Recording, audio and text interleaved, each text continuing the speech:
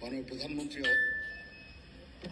পদত্যাগ করেছেন এবং এখন একটা ইন্টারিম গভর্নমেন্ট ফর্ম করে আমরা আমাদের কার্যক্রম পরিচালনা করব। জানেন যে দেশে একটা ক্রান্তিকাল চলছে।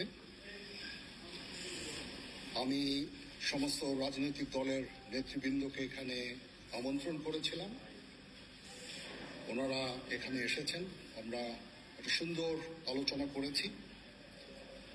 সেখানে আমরা সিদ্ধান্ত নিয়েছি যে একটা ইন্টারিম গভর্নমেন্ট আমরা ফর্ম করব এবং ইন্টারিম গভর্নমেন্টের মাধ্যমে এদেশের সমস্ত কার্যকলাপ চলবে।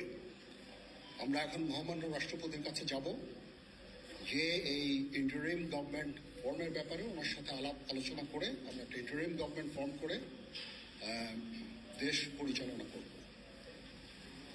আমি আপনাদের কথা দিচ্ছি, সমস্ত